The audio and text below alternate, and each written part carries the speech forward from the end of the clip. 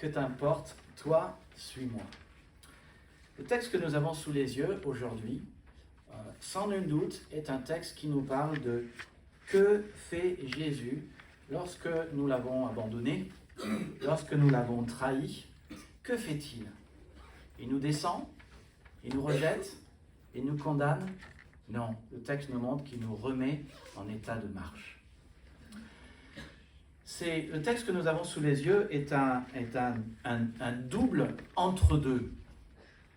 Quand je parle d'entre-deux, ça me fait penser à quand Priscille et moi, nous avions été choisis par l'entreprise où je travaillais, Le Grand à l'époque.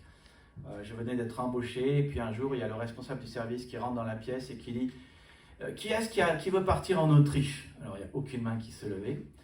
Et ensuite, qui est-ce qui parle allemand ici? Il y a une pauvre main qui se levait. J'avais 5 de moyenne en allemand, hein. J'étais nul. Et ils m'ont dit, tu partiras en Autriche. Bon, j'ai répondu, si je le veux bien. Déjà, mais tu seras intéressé? Il dit, oh, ça pourrait être considéré. Je lui dis, par contre, j'étais nul en allemand. Hein. C'est pas grave, tu es le seul qui parle, tu partiras. Et donc on est parti, on a fêté Noël avec Priscille, c'était de mémoire Noël 89.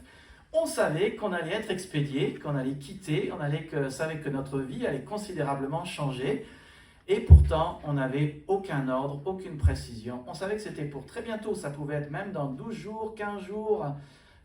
Voilà, c'est ce fameux entre-deux. Parfois, c'est ça. On a vécu quelque chose d'important. On sait qu'il y a quelque chose d'important qui arrive, ou peut-être qu'il y a quelque chose qui arriverait, mais on ne sait pas quoi. C'est exactement ce qui se passe ici.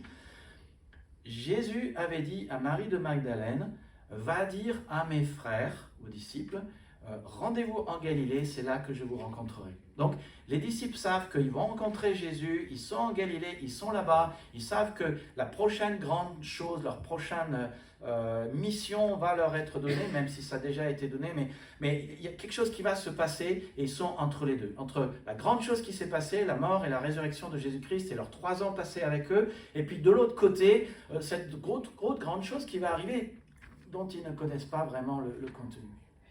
Ça, c'est le premier entre-deux. Et le deuxième entre-deux, eh bien, c'est que comme Marc 14, 50, je crois, le dit, quand Jésus était dans le jardin de Gethsémani, au moment où Jésus a été saisi, il nous est reporté que tous ses disciples l'abandonnèrent. Tous ceux qui étaient avec lui ce jour-là l'abandonnèrent. On lit dans les récits que Jésus est allé avec ses disciples là-bas, puis s'est détaché avec un petit groupe de 3-4, et puis il s'est encore détaché. À chaque fois, il priait, et à ce moment où il a été saisi, tous l'abandonnèrent. On lit dans Matthieu que Pierre s'est rendu dans la cour où Jésus était jugé. Il était là en train de se réchauffer au feu, et nous lisons qu'il était là pour voir comment cela se finirait. Quelle tragédie d'entendre cela. Et Pierre, comme vous le savez, renie 3 fois Jésus avant que le coq chante. Et quand il quitte la cour, il pleure et il pleure abondamment et il pleure amèrement, dit la parole de Dieu. Donc les disciples l'ont abandonné, Jésus l'a renié, Pierre l'a renié, Jésus se retrouve tout seul. Et comme le texte le dit, ce n'est pas la première fois que Jésus les voit, c'est la 3e fois qu'il voit ses disciples. Il a sans doute déjà abordé la question de « ils l'ont abandonné et Pierre l'a renié ». D'ailleurs, en fait, le premier soir du jour de la résurrection, dimanche soir, Jésus est entré dans la pièce, ils étaient enfermés dedans et ils étaient enfermés par crainte eux-mêmes d'être pris. Et la première chose que Jésus leur dit montre s'il leur en veut ou pas qu'ils l'ont abandonné. Il dit « la paix soit avec vous ». Ça dit qu'il n'avait pas de rancœur, hein, qu'il avait pardonné. Alors que fait Jésus et comment est-ce qu'il nous remet en état de marche? J'ai 4 grands points que vous avez ici sur votre feuille. Désolé, je n'ai pas fait de PowerPoint, mais la première chose que nous voyons dans ce texte, c'est que le Christ sait avoir mon attention. Il sait avoir l'attention des disciples, ou je pourrais le dire autrement pour parler de ce langage moderne du XXIe siècle. Jésus s'est connecté. C'est simple. Et j'aime bien cette question que nous voyons au verset 3, que Jésus leur pose. Il dit « Enfants, n'avez-vous rien à manger ?» Ça parle aux hommes. Il parle de leurs besoins, d'ailleurs ça inclut aussi ses besoins. Il est dit qu'il ne prit rien, verset 3, et enfants, n'avez-vous rien à manger. Voilà la manière que Jésus a pour connecter avec ses disciples. Il parle déjà de leurs besoins. Et ce qui est intéressant aussi, c'est qu'il ne dit pas « Vous n'avez rien à manger, je vous invite à manger ». Non, il leur pose une question. Pourquoi ? Parce que les questions sont simplement plus puissantes que les affirmations. Quand on affirme, on impose une vérité à l'autre. Quand on pose une question, on rend l'autre conscient déjà de son besoin, conscient de ce qu'ils auraient besoin de faire, et ça permet de connecter directement avec l'autre. Et puis, il leur rappelle une situation connue. Il dit simplement « Jetez le filet du côté droit de la barque et vous trouverez ».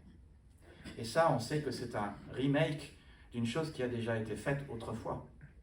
Quand Jésus s'est présenté à Pierre et à André et à Jacques et Jean, il enseignait, puis finalement, après avoir enseigné la foule, il est monté dans la barque. Et monté dans la barque, il a dit à Pierre « Éloigne-toi et jette ton filet de ce côté ». Et Pierre, qui avait déjà pêché toute la nuit, Pierre qui avait pêché toute la nuit, lui dit « Jésus, Seigneur, ça ne marchera pas. Ne te rends pas ridicule. » Et ce jour-là, on sait ce qui s'est passé, le filet s'est rempli complètement à un tel point que les deux barques s'enfonçaient dans l'eau.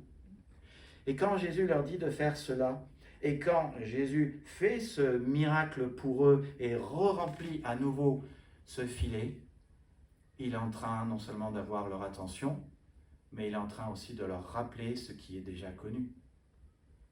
D'ailleurs, celui qui se rend compte que c'est Jésus, c'est Jean, le disciple que Jésus aimait, aucun amour sexuel, c'est un amour. Jean était un cousin. Salomé, la mère de Jean, la femme de Zébédée, était sœur de Marie. Jean était un cousin. Et c'est Jean qui le premier dit « Mais c'est le Seigneur ! C'est le Seigneur !» Et là, tout le monde réalise, Pierre réalise que c'est le Seigneur. Il n'est pas complètement à poil. En fait, le texte dit qu'il avait juste enlevé ses vêtements extérieurs, donc il avait toujours un caleçon, et il se jette à l'eau, et il va voir, et il va à Jésus, pendant que les autres disciples prennent tous les poissons. Mais Jésus connecte avec eux, tout simplement, en leur redonnant une situation connue, qui leur permet de se souvenir qui avait fait cela. Et c'est là qu'à ce moment-là, ça connecte dans leur tête.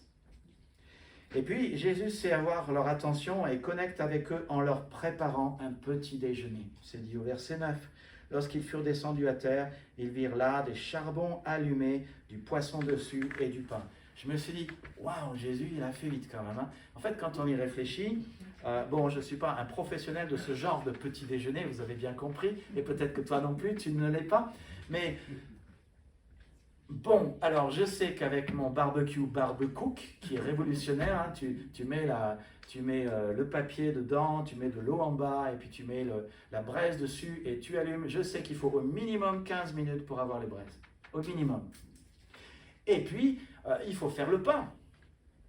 Alors, certes, le pain n'est pas du pain levé là-bas, c'est du pain non levé. Hein. Bon, j'imagine que de malaxer tout ça, c'est probablement un coup de 10-15 minutes aussi, parce qu'il fallait l'aplatir, il fallait le cuire. Et puis, il y a aussi le poisson. Bon, c'est un truc la préparation de Jésus, c'est au moins de 30, alors je dirais d'un point de vue humain, hein, purement humain, hein, c'est quelque chose qui dure normalement pour nous entre, je dirais, 30 à 60 minutes. Et pourtant, Jésus semble l'avoir fait comme ça. Bon, il y a eu un peu de temps qui s'est écoulé, le temps qu'ils amènent les poissons sur la plage. Voilà, mais ils étaient 200 coudées, ça fait 100 mètres, ils étaient juste à 100 mètres. Ils ramènent les poissons sur la plage, et quand ils arrivent, tout est prêt. Vous voulez parler au cœur d'un homme? Parlez à son ventre. Jésus a la connexion. Comment appliquer cela dans ma vie? Parfois nous sommes là et nous nous disons, je ressens cela dans ma vie et je n'ai pas ce qu'il faut. Et nous avons des besoins. Et ces besoins sont parfois si forts, besoin de sens, besoin d'argent, besoin d'un travail, besoin d'une épouse, besoin de quelque chose. Et si, je jette juste comme ça là comme sujet de réflexion, et si, parfois nous avions des besoins, parce que c'est Jésus qui veut connecter à nous, et qui nous dit simplement, soyez là à la prière. Viens me rencontrer. Il sait avoir notre attention, il n'impose rien, il nous pose des questions. Parfois, il nous dit, qu'est-ce que je peux faire pour toi? En fait, la Bible est remplie de versets où Jésus dit des choses comme cela. Qu'est-ce que je peux faire pour toi? Où il nous dit, demandez et vous recevrez. Il nous invite à considérer que quand nous avons des besoins, il est le Dieu qui pourvoit. Et si les besoins étaient la manière que Jésus a, que le Dieu de la Bible a, de nous dire, je suis là, viens à moi. Es-tu fatigué? Viens à moi. Es-tu assoiffé? Viens à moi. Es-tu blessé? C'était le premier message que j'ai donné. Es-tu blessé? As-tu besoin d'être libéré de ton esclavage, de tes péchés, de ton oppression? Viens à moi. L'Esprit du Seigneur est sur moi. Il m'a envoyé pour annoncer une bonne nouvelle aux pauvres, pour délivrer les captifs, rendre voyant l'aveugle. Donc, Christ sait avoir notre attention. Et puis, ce que nous voyons ici, au travers de ce petit déjeuner, c'est que le Christ sait créer un contexte propice à ma restauration. Le Christ crée un contexte propice à ma restauration. En fait, on pourrait même décrire le Christ comme celui qui est un restaurateur et qui a ouvert un restaurant ambulant, si je puis dire. Il crée un contexte propice pour les disciples. Il prépare lui-même un bon repas. C'est dit ici, charbon allumé, poisson dessus et pain, tout est prêt. Jésus est un maître d'hôtel. Il a tout fait à la perfection. Il est ce grand serviteur dont on a parlé dimanche dernier. Le même grand serviteur qui est le roi des rois, le Seigneur des seigneurs et qui a donné sa vie pour que nous soyons libres du péché, de Satan, de la mort, de notre chair. Ce même grand serviteur est un maître d'hôtel et prépare le petit déjeuner pour ceux qui ont été avec lui pendant 3 ans et il les sert. C'est même dit, Jésus s'approcha, prit du pain, il leur en donna, il fit de même du poisson. Il les sert. Il n'est pas simplement grand par sa position, il est grand par ce qu'il fait. C'est les disciples qui devraient servir Jésus, mais non, c'est Jésus qui les sert. J'imagine que les disciples étaient à la fois fatigués d'un côté et qu'ils avaient faim de l'autre côté. Bon, alors Jésus ne va pas leur donner le repos dont ils ont besoin maintenant parce qu'ils ont besoin d'avoir une conversation ensemble. Hein. Mais Jésus va leur donner la nourriture dont ils ont besoin et ceci sans travail. Il les sert. Il organise un moment de communion. Et vous savez, je pense à combien de fois quand j'étais à l'église de Champs, parfois j'avais des choses relationnelles, parfois des conflits, parfois c'était avec moi-même, ou parfois c'était avec d'autres gens, mais je devais aller me rendre chez un frère africain pour résoudre cela. Et j'aime beaucoup comment les frères africains font et procèdent. Vous savez ce qu'on fait chez eux d'abord? D'abord, on parle, et on mange, et c'est tout ce qu'on fait. Et on n'aborde surtout pas le problème. On n'aborde pas le problème. Et ils ont une sagesse que nous avons perdue. Cette sagesse, c'est que pendant qu'on parle et pendant qu'on mange surtout, la nourriture en fait son travail à la fois dans notre corps et dans notre cœur. Et on parle de tout et de rien et pendant ce moment-là, on connecte. Et quand enfin, je me souviens particulièrement d'une fois où je visitais ce frère, c'était à Roissy-en-Brie, et je dis, bon, il faut que j'y aille, j'ai un autre rendez-vous. Et ce frère me dit, je te raccompagne. On raccompagne la personne à la voiture. Et pendant qu'on raccompagne à la voiture, moi je me suis dit, on ne va pas aborder notre problème, c'est pas grave, ça n'a pas d'importance. Maintenant, je vois que tout est apaisé. Là, il aborde le sujet avec une grande douceur. Je vois la même sagesse chez Jésus. D'abord, on va manger ensemble. D'abord, la nourriture va faire son travail dans nos corps. Parce que quand la nourriture fait son travail dans nos corps, la nourriture fait son travail dans notre cœur et dans notre esprit et dans notre âme. Pour Dieu, il n'y a pas d'un côté une dichotomie entre le corps, l'âme et l'esprit. Corps, âme et esprit, ce sont 3 côtés différents de notre vie, de notre personne. Le corps, c'est aussi notre âme et c'est aussi notre esprit, d'après la Bible. Donc Jésus fait ce travail avec eux. Et il est aussi très sage parce que je pense au psaume 133 que j'évoquais tout à l'heure. Il est dit « Ah oh, qu'il est agréable, qu'il est doux pour des frères de demeurer ensemble. » C'est pour ça que nous mangeons ensemble tout à l'heure. C'est comme l'huile précieuse qui répandue sur la tête descend sur la barbe d'Aaron, qui descend sur le bord de ses vêtements. On a du mal à comprendre ce que peut être de l'huile précieuse qui descend sur la barbe d'Aaron et qui descend sur les bords de ses vêtements, parce que c'est plus trop notre culture. Mais en fait, le contexte montre bien que cette huile qui descend, c'est comme la rosée qui descend. La rosée est toujours une source de bénédiction. Le contexte d'après, les versets d'après parlent de la rosée qui descend du mont Hermon. Et quand la rosée descend, sur la terre et nous bénit, c'est la même chose quand on a la bénédiction. C'est comme si quand on mange ensemble, la bénédiction de Dieu descend sur nous. Et puis vous notez aussi ce contexte propice à la restauration pour notre vie. Et pour les disciples, il leur demande aussi leur participation. Apportez des poissons que vous venez de prendre. C'est curieux cela. Il a déjà préparé tout le petit déjeuner, il y a déjà les poissons, et il y a déjà le pain, et tout est déjà cuit, et tout est déjà prêt à consommer. Pourquoi est-ce que Jésus dit « apportez des poissons que vous venez de prendre » Alors il y a plein de raisons. Déjà, on ne va pas gaspiller ce que le Seigneur a donné au travers de ces miracles. Cette notion qu'il y a 153 poissons montre que chaque poisson, chaque chose que le Seigneur a donnée est importante.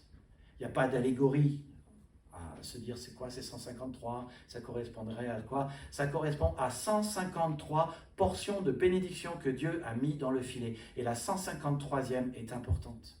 Et donc déjà, on ne va pas gaspiller la bénédiction que le Seigneur a donnée. Mais c'est aussi une manière de Jésus de montrer à ses disciples que leur participation est importante. En fait, le mot communion, dans le grec, koinonia, veut dire partager, participer et prendre part. Tu vois, c'est une chose de prendre part. Tout à l'heure, peut-être tu as amené des choses au repas ou tu n'as rien amené. Le fait que tu t'assois, tu es en train de dire prendre part. Ça, c'est la communion. C'est une chose de prendre part et de mettre les pieds sous la table et de se dire « Super, Priscille a fait une bonne salade de fruits ». Mais c'en est une autre aussi de se dire « Il n'y a pas eu de salade de fruits, désolé. » Mais c'en est une autre de dire et moi, comment je peux participer? Dans le bulletin, j'ai dit, parfois les gens nous demandent dans l'église « Mais comment je peux participer ?» Voilà comment tu peux participer.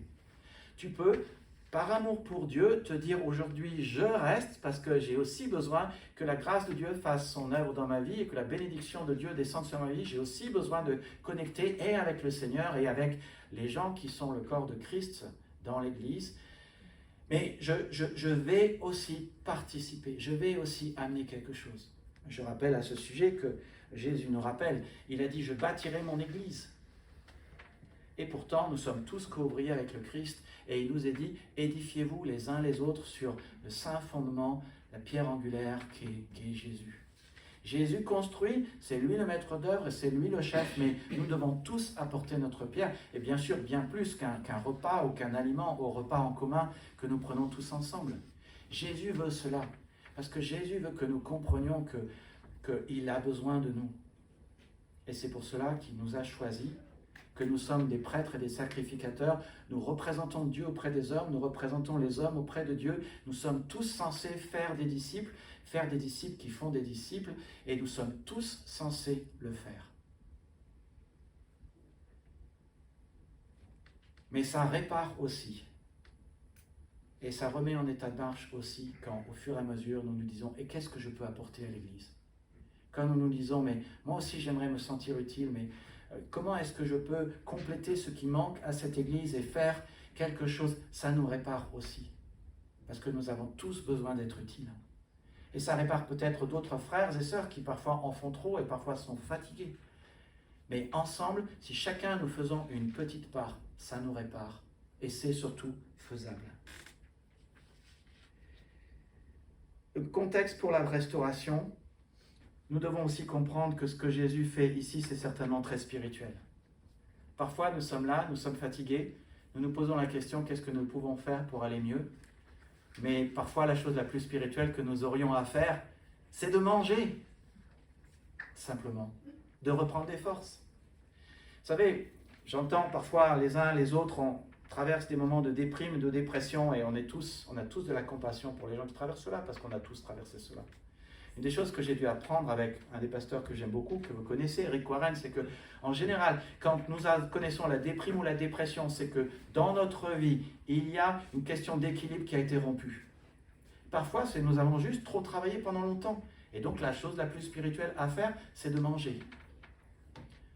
Bon, il y a d'autres choses spirituelles à faire. Parfois, l'autre chose bonne, spirituelle à faire, c'est d'aller dormir. Et d'avoir assez de sommeil. Parce que quand on n'a pas assez de sommeil, on a l'anxiété qui prend le dessus, on a la fatigue qui prend le dessus, on a le négativisme qui prend le dessus, et on est moins bon. Donc peut-être réfléchissons à cela, que les choses les plus spirituelles qui devraient arriver dans notre vie, oui, peut-être que c'est samedi prochain d'être là à la prière à 6 heures du matin. Mais peut-être que c'est aussi de bien dormir la nuit d'avant. Il y a un temps pour tout. Un temps pour dormir, un temps pour prier. Il y a un temps pour manger et il y a un temps pour faire de l'exercice. Il y a un temps pour connaître le Seigneur, apprendre sa parole, et il y a un temps pour servir.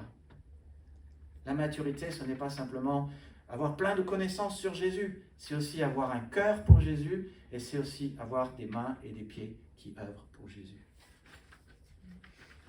Alors nous arrivons au verset 15 à 19, et où Jésus me remet en état de marche. En fait, très exactement, Jésus remet les disciples en état de marche. Mais ça montre que Jésus est vraiment un expert sur le sujet. Alors, comme je l'ai dit tout à l'heure, ce n'est pas la première fois que Jésus parle avec les disciples et avec Pierre. Il les a rencontrés dans Jean 20, 19. Il dit « La paix soit avec vous ». Cela montre clairement qu'il ne leur en voulait pas pour les avoir abandonnés et pour l'avoir renié. Ce que j'aime avec le Christ ici, c'est que le Christ ne va pas commencer à dire « Bon, on va explorer votre passé parce qu'en fait, vous êtes coupable et vous avez certainement des regrets. » Non, Jésus n'adresse pas le passé. Jésus n'adresse pas les regrets parce qu'en fait, ça ne sert à rien. Nous apprenons de cela que quand nous avons fait des choses dans notre vie et que nous avons gaffé et que nous avons péché, ça ne sert à rien de regarder le passé et de le regretter. Il y a un temps pour la repentance et la confession, mais une fois que nous avons confessé et que nous nous sommes repentis et que nous avons dit « Pardon Seigneur », la Bible nous dit que nous sommes pardonnés, purifiés. La Bible dit que nous pouvons guérir si nous confessons nos péchés les uns aux autres et que nous prions les uns pour les autres. Et la Bible dit aussi que si nous nous détournons du péché, nous reconnaîtrons la prospérité pour notre vie. Mais le passé ne peut plus être changé et tous les regrets que nous avons pour les choses passées qui nous ont été faites ou que nous avons fait aux autres ne servent plus à rien. En fait, ils nous retiennent dans le passé et ils font en sorte qu'on n'arrive pas à vivre le présent. Jésus ne parle pas du passé ici. Le passé est fait et le passé ne peut plus être changé. Et le passé faisait aussi partie du plan de Dieu, où Jésus a été livré, crucifié pour le péché de l'humanité, pour que nous puissions avoir la vie éternelle et le pardon des péchés, et il est ressuscité, il a vaincu Satan, il a vaincu la mort. Mais donc Jésus parle sur la seule chose qui compte, et c'est la seule chose qui compte dans ta vie. Ce n'est pas les choses sur lesquelles tu as gaffé, là où tu as tout foiré, là où tu es tombé, là où c'est ta faute. Ces choses-là, tu ne peux plus les changer. Mais tu peux te pardonner, tu peux reprendre un nouveau départ, tu peux les confesser au Seigneur, tu peux dire « Seigneur, pardon parce que j'ai péché » et passer à la suite. Mais reste pas accroché dans le passé. Je pense à cette phrase de Jésus quand il a dit lui-même « Si quelqu'un veut venir après moi, il est comme un homme qui laboure pour le royaume de Dieu. » Mais cette personne qui laboure pour le royaume de Dieu et qui va devant ne peut pas regarder en arrière. Si quelqu'un regarde en arrière, il est impropre au royaume de Dieu. J'aime bien ce que Rick Warren dit, hein, je le redis, j'aime bien cette blague. J'aime bien blaguer de temps en temps, vous savez. Parfois je fais sérieux, mais j'aime bien les blagues. J'aime bien Rick Warren quand il dit « Bon alors, sérieusement, vos pieds, ils regardent où? Vers devant ou vers derrière? Et vos mains, elles regardent où? Vers devant ou vers derrière? Et vos oreilles, elles écoutent où? Devant ou derrière? Et vos yeux, ils regardent où? Devant ou derrière? Alors pourquoi êtes-vous tout le temps en train de regarder derrière? » Il dit « Il n'y a qu'une chose qui est derrière. » Et c'est fait pour laisser les choses derrière. Donc regardez pas et avancez. C'est exactement ça. Jésus va droit à l'essentiel et il pose la seule question qui compte. M'aimes-tu? Et en fait, il pose cette question 3 fois. Alors, j'ai essayé de creuser ça un peu plus. J'ai déjà prêché sur ce texte, vous vous souvenez, il y a quelques temps. J'ai essayé de creuser la question un peu plus du m'aimes-tu ici. Bon, Jésus est en train de dire à Pierre, Donc il est en train de remettre en fonction Pierre. Pierre qui est censé être le responsable de l'Église. Il a dit sur ton témoignage, je bâtirai l'Église. Sur cette pierre, sur ce roc, je bâtirai l'Église. Il est en train de le remettre en marche. Et il dit, Pierre, m'aimes-tu? Alors selon les traductions, c'est m'aimes-tu plus que même ceci ou m'aimes-tu plus que tu n'aimes les autres? Alors sachez qu'en fait c'est m'aimes-tu plus que les autres? Donc on ne sait pas ce que Jésus voulait dire. Ce qu'il voulait probablement dire, c'est m'aimes-tu plus que tes bateaux ou que tes amis les disciples? Ça c'est la question de fond. Et le mot utilisé ici, ce que j'ai mis ici dans la deuxième question, c'est le mot pour agapé. Et agapé, c'est le mot pour parler de l'amour divin.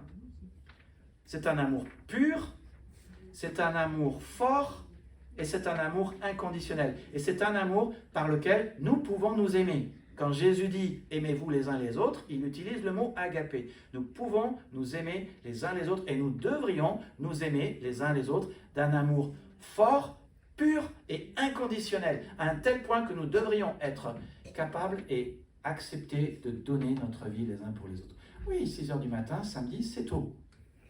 Oui, mais on le fait pour les autres. Les églises ont besoin de nos prières, les frères et sœurs ont besoin de nos prières, alors on le fait quand même. C'est de ça dont on parle. Et Jésus pose cette question, parce que c'est la seule question. Notez que ce n'est pas une question qui accuse, c'est une question pour réparer Pierre. Pierre, la seule question de savoir maintenant, ce n'est pas si tu as gaffé, si tu as tout foiré, si tu m'as renié. Ça, c'est plus la question. La seule question qui compte maintenant, c'est est-ce que tu m'aimes? Rien d'autre. On ne va pas parler du passé, ça ne sert à rien. Et Pierre lui répond, Seigneur, tu sais que je t'aime. Et là, il utilise le mot philéo. Et le mot philéo, c'est je t'aime comme un ami. Comme un ami. Alors, vous avez déjà vu cette scène, peut-être, nous on adore les films romantiques avec Priscille, on adore les histoires de couple, et il y a un homme qui adore sa femme, enfin il ferait n'importe quoi pour, ils ne sont pas encore mariés, ils ne sont pas encore fiancés, mais ils sont là, ils sont sur le ponton d'un lac, et c'est romantique, et ils sont là, et ils se donnent la main, et l'un commence à parler, prendre la conversation, poser la question, l'autre dit, comment tu m'aimes? Et l'autre dit, je t'aime. Fort. Et l'autre répond, je t'aime bien. Et là, ça a tout cassé. Ça a tout cassé. C'est censé être une histoire romantique et le gars, il n'en peut plus, il part. Et c'est un petit peu ça ce qui se passe ici.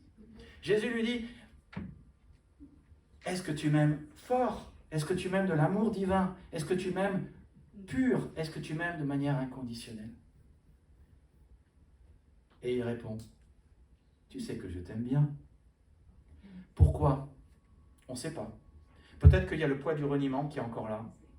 Il dit, je ne peux pas t'aimer pur, fort, inconditionnellement parce que je t'ai renié. On ne sait pas.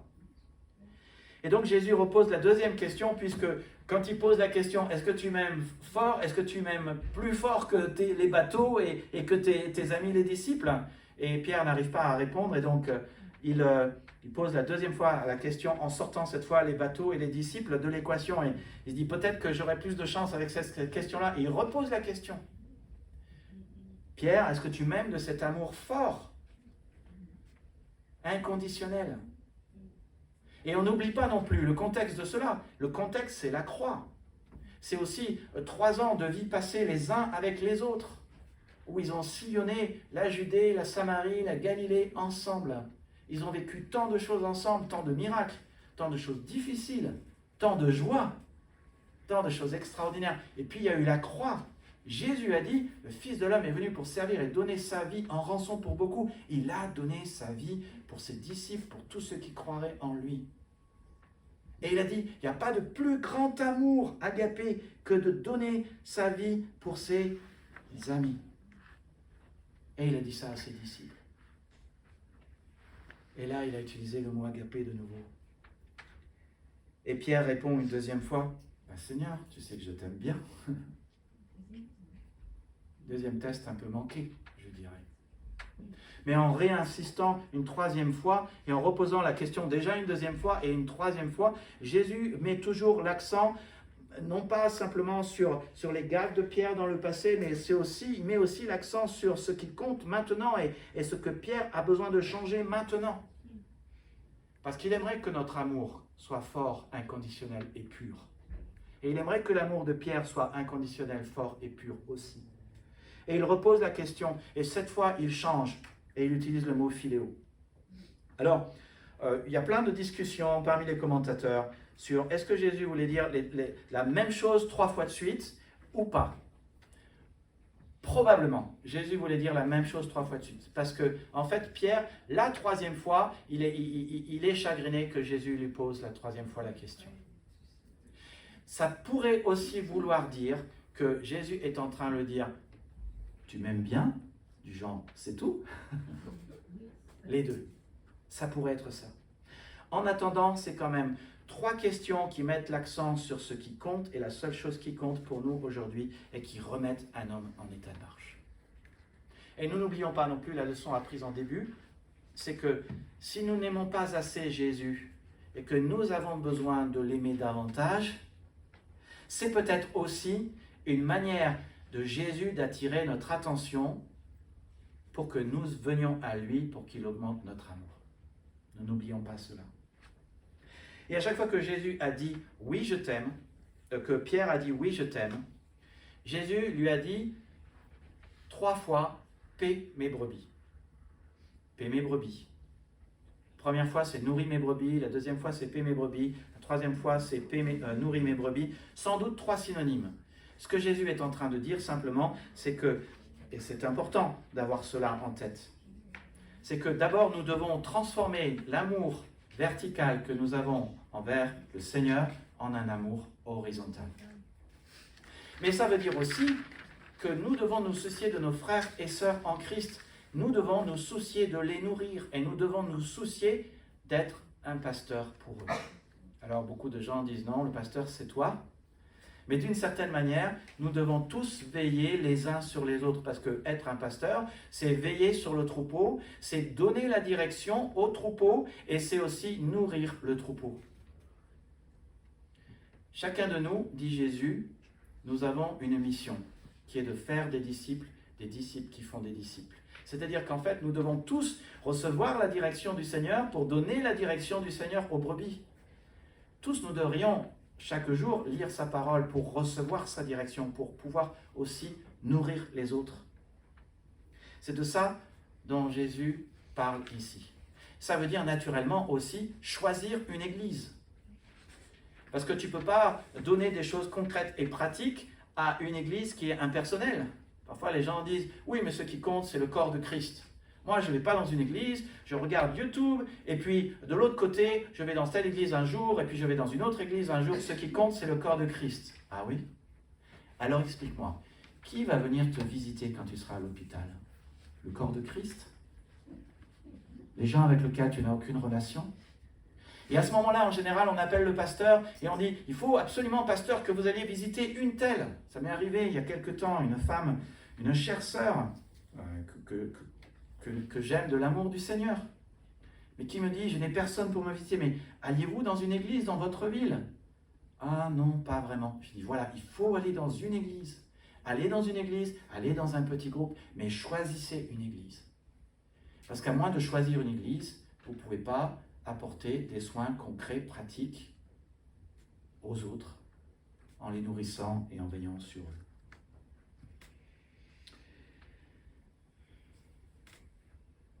Alors je te pose la question, aujourd'hui as-tu choisi une église? Le Seigneur rappelle qu'il veut que nous construisions tous ensemble son église. Est-ce que tu as adhéré à une église? Là je te parle de choisir d'adhérer à une église, de devenir membre, de prendre l'engagement. Finalement, je ne sais plus avec qui je discutais ça récemment, mais devenir membre, finalement, c'est un engagement comme un engagement de mariage en fait. On choisit de rentrer dans une unité, d'être un avec une église et de vivre l'amour et surtout de manifester de l'amour inconditionnel envers les autres frères et sœurs. Et on apprend, c'est pas toujours facile. Tu fais partie d'une église, tu as choisi. À moins que tu n'aies choisi vraiment de faire partie d'une église, tu ne peux pas franchement vivre ce que Jésus nous dit ici. On arrive au 4e point. Donc le Christ, c'est connecter, c'est avoir mon attention. Le Christ crée un contexte propice à ma restauration. Le Christ me remet en état de marche. Et le Christ me dit à quoi faire attention. En fait, le Christ le dit déjà quand il pose la question à Pierre, et il lui dit, est-ce que tu m'aimes? Ce qui compte, c'est toi, Pierre. Ce qui compte, c'est ton amour.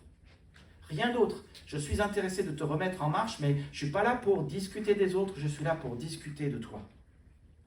Et Jésus dit ces fameuses phrases, quand tu étais plus jeune, tu te saignais toi-même, tu allais où tu voulais, mais quand tu seras vieux, tu étendras les mains, un autre te ceindra, te mènera où tu ne voudras pas. Il dit cela pour indiquer par quelle mort Pierre glorifierait Dieu. Ce que Jésus est en train de dire au travers de ce texte, c'est trois choses. C'est d'abord, Dieu est au contrôle, ensuite, Dieu a un plan, et troisièmement, suivre Jésus a un coût. Il ne faut pas l'oublier, suivre Jésus a un coût. Mais il ne faut pas oublier aussi que suivre n'importe qui a un coût. Si vous suivez le PSG et que vous allez regarder le match de foot, vous allez payer cher. Si vous voulez vraiment suivre les Jeux Olympiques, je ne sais pas pourquoi vous feriez ça d'ailleurs, parce qu'il y aura tellement de gens et ce sera tellement cher. Moi, je préfère être au frais devant ma télé. Mais si vous voulez le faire et aller sur le bord de la Seine, il y aura un coût. Et en fait, quand nous choisissons de ne pas suivre Jésus, mais de suivre notre chair et notre péché, il y a un coût. Nous sommes libres de nos choix, mais nous ne sommes pas libres des conséquences. Et il y a toujours un coût. Et je suis persuadé que le coût que l'on paye au péché est beaucoup plus grand que le coût que l'on paye à Jésus. Et surtout, je suis persuadé que le coût que l'on paye au péché est une dépense inutile, alors que Jésus est le meilleur retour sur investissement. Parce que lui-même l'a dit, celui qui me donnera sa vie, il retrouvera la vie. Lui-même l'a dit. C'est de ça dont on parle. Suivre Jésus a un coût. Et notre vie et notre destinée, de toutes les façons, est dans la main du Seigneur. Et c'est lui qui décide ce qui se passe. Mais tu remarques qu'en disant ça, Jésus n'est pas en train de parler des autres, encore une fois. Il est en train de parler de Pierre. Ce qui l'intéresse, c'est remettre Pierre en marche. Et j'aime bien quand Pierre est là et on parle de ce disciple que Jésus aimait, qui est Jean. Hein, on a bien compris, le disciple que Jésus aimait, c'est Jean. D'ailleurs, c'est dit au verset 23, 24 et suivant. Et Pierre regarde Jean et il dit, « Et celui-ci, que lui arrivera-t-il » Moi, je vois l'humour du Seigneur dans cette phrase. « Et celui-ci, que lui arrivera-t-il » Parce que c'est la tendance de Pierre et c'est sans arrêt notre tendance. On est là, sans arrêt, en train de dire, comme c'est arrivé récemment, hein, quand je vous ai dit, c'était 2-3 dimanches, c'est moi qui n'allais pas bien, c'est moi qui avais besoin qu'on prenne soin de moi, c'est moi qui avais besoin que vous me saluiez, et je remercie Lydia d'avoir fait cela. Quelque temps après, il y a quelqu'un qui a dit, si je me souviens bien, oh, le pasteur ne m'a pas salué. Mais voilà, c'est ça, cette tendance. On est là, on est en train de parler du budget de l'église, on dit, oui, mais si tout le monde donnait la dîme, c'est pas mon truc, moi. On a eu la conversation récemment. Dans le groupe de maison, quelqu'un disait, mais il faut prêcher la dîme. Sous-entendu, pour que les autres donnent. On est sans arrêt en train de dire, oui, mais c'est les autres la faute. En France, on est tellement fort à ça. Si quelque chose va mal en France, c'est forcément la faute à Macron. Et si quelque chose va mal dans une église, c'est forcément la faute au pasteur. Et si quelque chose va mal dans le peuple d'Israël, c'est forcément la faute à Moïse. C'est forcément la faute à l'autre. C'est pas simplement ma tendance et ta tendance, c'est la tendance de l'humanité. Quand Dieu va voir Adam et dit, mais qui t'a donné cette idée? C'est l'autre, Seigneur. Et en plus, c'est toi qui l'as mis à côté de moi. Donc Dieu, c'est ta faute. Si j'ai péché, c'est ta faute. Voilà, on est tout le temps en train de parler de l'autre. Mais Jésus dit, ce fameux verset que je vous ai laissé au début, « Toi, que t'importe, toi, suis-moi ». Jésus dit, non, la question de la dîme, on n'est pas en train de parler des autres, on est en train de parler de toi. La question de ce que les choses vont bien dans l'église, on n'est pas en train de parler des autres, on est en train de parler de toi. La question de ce que ce jour-là, tu n'as pas été salué, on n'est pas en train de parler des autres, on est en train de parler de toi. Et comme disait Eric, c'est la règle d'or qui compte. La règle d'or, c'est ce que tu aimerais que les autres te fassent, toi, fais de même pour les autres.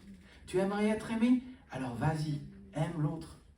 Tu aimerais que ta femme te traite comme un roi? Aime-la comme une reine. C'est pas de moi. Tu vois, c'est l'idée. Tu aimerais récolter de bons fruits dans ta vie? Alors vas-y, sème le bien. Tu aimerais être encouragé? Alors vas-y, encourage les autres. Tu aimerais que ta vie soit pleine par de bonnes choses? Que t'importent les autres? Toi, suis-moi. C'est ce que dit Jésus. Et il y a plein de versets, comme j'ai mis comment appliquer cela dans ma vie. Mais il y a plein de versets ici qui correspondent à l'ADN de notre Église, à notre vision. Nous croyons que toute notre vie, c'est de l'adoration. Mais Jésus dit, arrête de regarder les autres, regarde à moi. Et tout ce que je veux, c'est que tu m'aimes de tout ton cœur, de cet amour grand, fort, inconditionnel et pur. Aime-moi comme cela, parce que c'est comme cela que j'aimerais être aimé. Tu aimerais que ton prochain t'aime, alors vas-y, aime-le. Et je pense que c'est le mot agapé à vérifier, mais dans Matthieu 22, 39. Vas-y, aime-le. Ce que tu aimerais qu'on te fasse, toi, fais de même pour l'autre. Tu aimerais que les autres aient de la compassion, toi, aie de la compassion pour les autres. Ça te dérange ce que quelqu'un a fait pour toi récemment? Aime ton ennemi, c'est ce que Jésus a dit. Et je sais que c'est difficile. Mais si tu as besoin de force pour aimer ton ennemi, tu la trouveras auprès de Jésus. Donc passe, si tu as du mal à aimer ton ennemi, passe 24 heures sur 24 à lire ta Bible et à prier.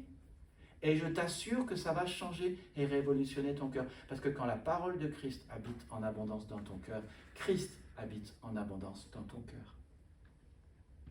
N'adore le Seigneur que lui seul. Le dimanche, tu devrais être à aucun autre endroit qu'ici. Appartiens à la famille de Dieu. Choisis une église. Je ne parle pas des autres. Je te parle de toi. Fais ce qu'il faut pour grandir. Crois et grandis dans la grâce et la connaissance de notre Seigneur Jésus-Christ. Soyons serviteurs les uns des autres. Soyons les témoins de Jésus. Ce sont plein de versets qui parlent de nos 5 objectifs. D'adorer, c'est aimer Dieu. D'appartenir, c'est d'aimer notre prochain. De grandir, c'est avancer. D'aider et d'être serviteurs les uns des autres. Et d'annoncer la parole de Christ. 5 mots qui résument ce que nous croyons et qui sont en fait tirés de 2 grands commandements de Jésus. Le grand ordre de mission et le grand commandement.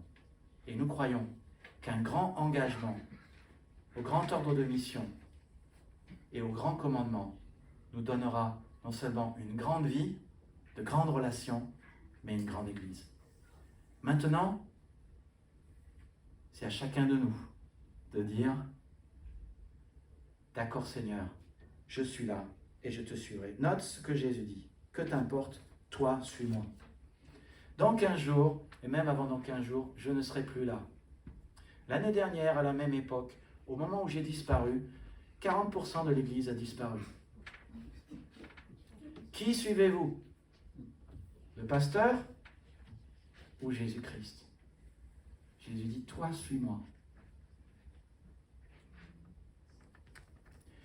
Suivre Jésus, ça implique donc chaque jour d'écouter sa voix et de faire ce qu'il dit. Il n'y a pas de plus grand bonheur que de servir Jésus, d'écouter sa voix, son chemin qui est pur, de lire sa parole. Chaque jour, prenez un paragraphe, posez-vous la question, qu'est-ce que j'apprends sur Dieu, sur les hommes, sur ce que je devrais faire ou pas faire. Et faites-le. C'est tout. Et demain, c'est une autre leçon. Si chaque jour vous faites cela, alors vous suivez Jésus. Mais si vous ne suivez pas Jésus, vous ne pouvez pas donner la direction aux autres. C'est vous qui faites des disciples. C'est nous tous qui faisons des disciples. Mais nous tous, nous devons choisir si nous voulons suivre Jésus.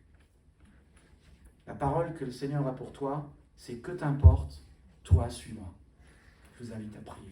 Seigneur, nous te remercions pour ce texte. Et Seigneur Jésus, merci parce que tu sais nous réparer, tu sais connecter.